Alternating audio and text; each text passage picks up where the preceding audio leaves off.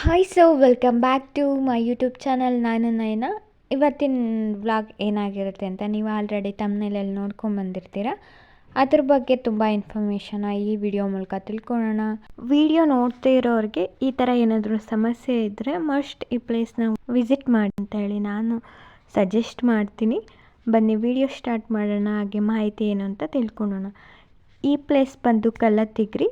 ಇದು ಚಿಕ್ಕಮಗಳೂರು ಜಿಲ್ಲೆಯಲ್ಲಿರೋದು. ತರೀಕೆರೆ ಸಮೀಪದಲ್ಲಿರೋದು ಶ್ರೀ ವೀರಭದ್ರೇಶ್ವರ ಸ್ವಾಮಿ ದೇವಾಲಯ ಕಲ್ಲತ್ತಿಗ್ರಿ. ಇದೊಂದು ಟೂರಿಸ್ಟ್ ಪ್ಲೇಸು ಸಹ ಆಗಿದೆ. ಹಾಗೆ ನಿಮ್ಮೆಲ್ಲ ಕಷ್ಟಗಳ ನಿವಾರಣೆಗೂ ಒಂದು ಒಳ್ಳೆ ಪ್ಲೇಸ್ ಅಂತಲೇ ಹೇಳ್ಬೋದು. ಪ್ರಕೃತಿ ಸೌಂದರ್ಯದ ಮಧ್ಯೆ ಮೈದುಂಬಿ ಹರಿತಿರುವಂಥ ಜಲಪಾತನ ನೀವೇ ನೋಡ್ಬೋದು. ಎಷ್ಟು ಸುಂದರವಾಗಿದೆ ಈ ಪ್ಲೇಸ್ ಅಂತಂದರೆ ನೀವು ಈ ಸ್ಥಳಕ್ಕೆ ಭೇಟಿ ಮಾಡಿ ನೋಡಿ, ಆವಾಗ ನೀವೇ ಹೇಳ್ತೀರಾ. ಈ ದೇವಸ್ಥಾನ ಬಂದು ವಿಜಯನಗರ ಸಾಮ್ರಾಜ್ಯರ ಕಾಲದಲ್ಲಿ ಕಟ್ಟಿದ್ದು ಅಂತ ಹೇಳ್ತಾರೆ. ಹಾಗೆ ಇಲ್ಲಿ ಹರಿತಿರೋಂಥ ಜಲಪಾತ ಎಲ್ಲಿಂದ ಬರುತ್ತೆ ಅಂತ ಇದುವರೆಗೂ ಯಾರಿಗೂ ಗೊತ್ತಿಲ್ಲ. ಈ ನೀರಲ್ಲಿ ನೀವು ಸ್ನಾನ ಮಾಡೋದ್ರಿಂದ ನಿಮಗಿರೋ ಕೀಲ್ನೋವು ಹಾಗೆ ಯಾವುದೇ ಚರ್ಮ ರೋಗ ಇದ್ದರೂ ಕೂಡ ಬೇಗ ವಾಸಿ ಆಗುತ್ತೆ. ಯಾಕಂದರೆ ಅಷ್ಟು ಔಷಧೀಯ ಗುಣವನ್ನು ಈ ನೀರು ಹೊಂದಿದೆ. ಅದು ಅಲ್ಲದೆ ನಿಮ್ಮ ಮೈಯಲ್ಲಿ ದುಷ್ಟಶಕ್ತಿ ಅಥವಾ ಪೀಡೆ ಕಾಟ ಏನಾದರೂ ಇದ್ದರೆ ಈ ಜಲಪಾತದಲ್ಲಿ ಹರಿಯೋ ನೀರಿಂದ ಸ್ನಾನ ಮಾಡಿ ಶ್ರೀ ವೀರಭದ್ರೇಶ್ವರ ಸ್ವಾಮಿ ಅವರ ದರ್ಶನ ಮಾಡೋದ್ರಿಂದ ನಿಮ್ಮೆಲ್ಲ ಕಷ್ಟಗಳು ನಿವಾರಣೆ ಆಗ್ಬೋದು ಅಂತ ಹೇಳಬಹುದು. ಈ ಸ್ಥಳಕ್ಕೆ ನೀವು ಒಮ್ಮೆ ಭೇಟಿ ನೀಡಿ ನಿಮ್ಮ ಮನಸ್ಸಿನಲ್ಲಿರುವ ದುಗುಡಗಳನ್ನೆಲ್ಲ ದೂರ ಮಾಡಿಕೊಳ್ಳಿ ಅಂತ ಹೇಳ್ಬೋದು. ಹಾಗೆ ಈ ಸ್ಥಳದಲ್ಲಿ ಗಂಗಾ ಸ್ನಾನ ಮಾಡಿ ಗಂಗಾ ಪೂಜೆ ಮಾಡೋದ್ರಿಂದ ಮಕ್ಕಳಾಗುವ ಭಾಗ್ಯ ಕೂಡ ದೊರೆಯುತ್ತೆ ಅಂತ ಹೇಳ್ತಾರೆ.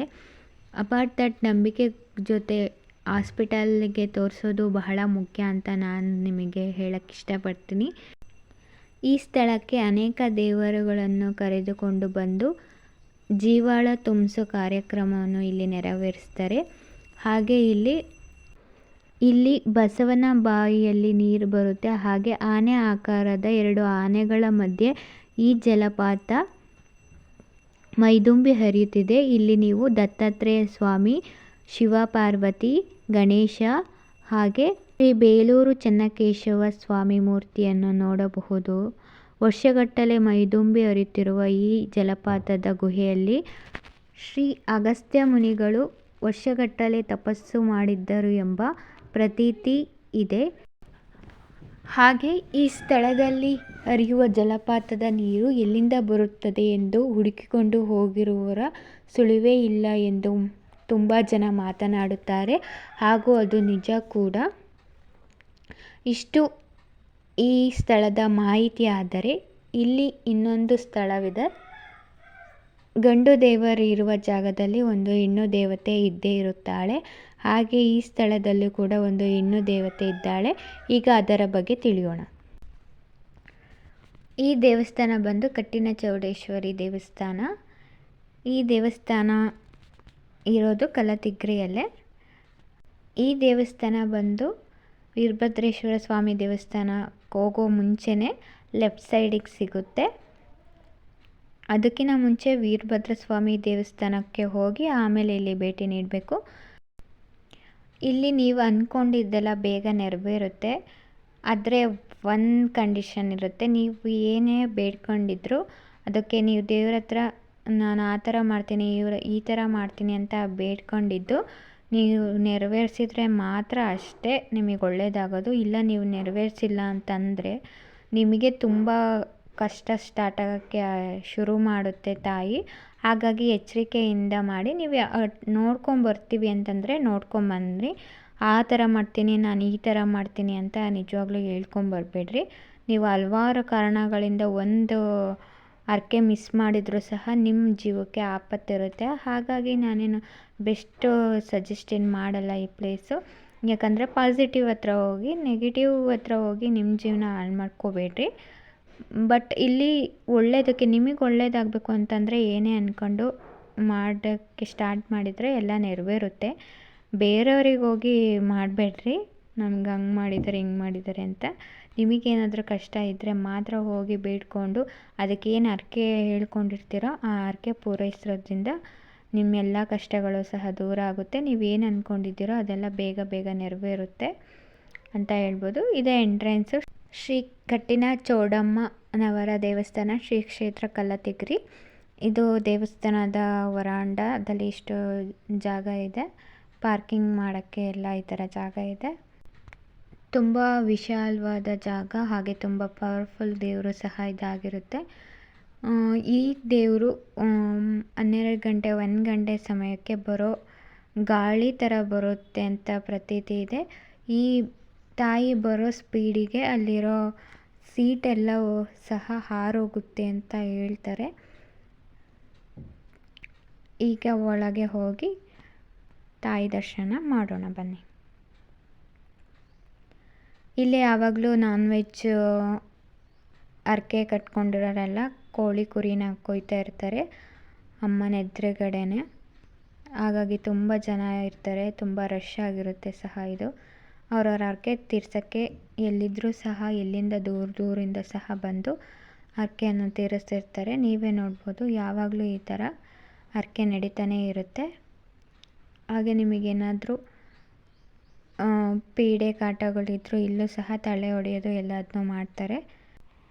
ಈ ದೇವರು ತುಂಬ ಪವರ್ಫುಲ್ ದೇವರಾಗಿರೋದ್ರಿಂದ ನೀವೇನೇ ಹರಕೆ ಕಟ್ಕೊಂಡ್ರೂ ಸಹ ಅದನ್ನು ಟೈಮಿಗೆ ಪೂರೈಸಿಲ್ಲ ಅಂತಂತಂದರೆ ನಿಮಗೆ ಆಪತ್ತು ಜಾಸ್ತಿ ಇರುತ್ತೆ. ಹಾಗಾಗಿ ನೀವು ಏನೇ ಹರಕೆ ಕಟ್ಕೊಂಡಿದ್ರು ಅದನ್ನು ಕರೆಕ್ಟಾಗಿ ನೀವು ಪೂರೈಸಿದ್ರಿ ಅಂತಂದರೆ ನಿಮಗೆಲ್ಲ ಒಳ್ಳೆಯದೇ ಆಗುತ್ತೆ.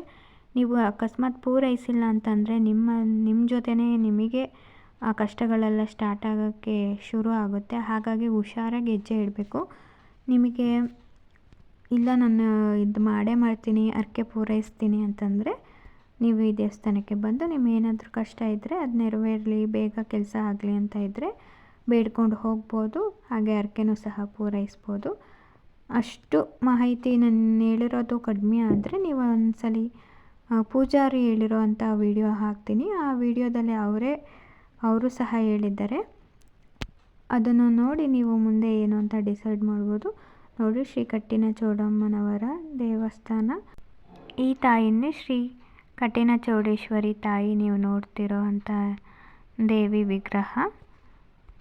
ಈ ಜಾಗದಲ್ಲಿ ಈ ಮರಕ್ಕೆ ಅಂತರದಲ್ಲಿ ಬರೆದು ನಿಮ್ಮ ಕಷ್ಟನ ಅಥವಾ ನಿಮಗೇನು ಕೆಲಸ ಆಗಬೇಕು ಅದನ್ನು ಬರೆದು ಈ ಡೇಟ್ ಒಳಗೆ ಆಗಬೇಕು ಅಂತ ಬರೆದು ಅದು ಮೊಳೆ ಹೊಡೆಯೋದ್ರಿಂದ ಎಲ್ಲ ಅದೇ ಡೇಟಲ್ಲಿ ನೆರವೇರುತ್ತೆ.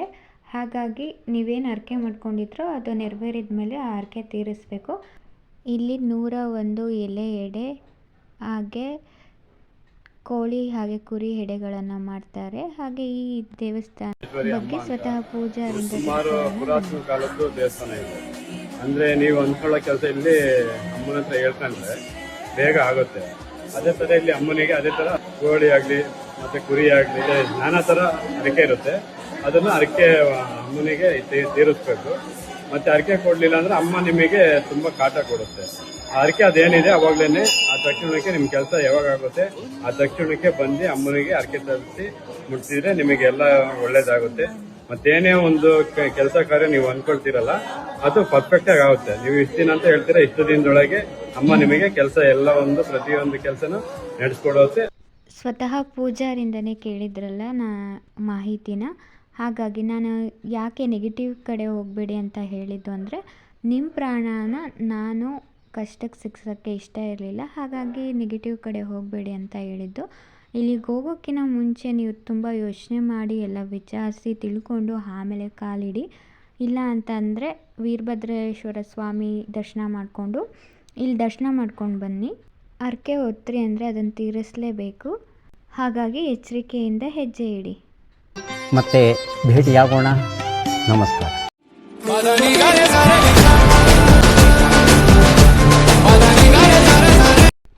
ಇದಾಗಿತ್ತು ನನ್ನ ಡೈಲಿ ವ್ಲಾಗ್ ಹಾಗೂ ಮಾಹಿತಿ ವಿಡಿಯೋ. ಈ ವಿಡಿಯೋ ನಿಮ್ಗೆ ಇಷ್ಟ ಆದರೆ ಲೈಕ್ ಮಾಡಿ, ಶೇರ್ ಮಾಡಿ, ಕಮೆಂಟ್ ಮಾಡಿ, ಹಾಗೆ ಸಬ್ಸ್ಕ್ರೈಬ್ ಮಾಡ್ಕೊಂಡು ನೋಡೋದನ್ನ ಮರಿಬೇಡಿ.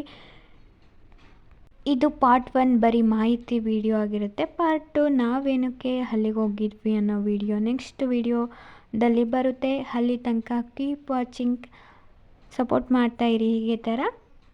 ಬಾಯ್.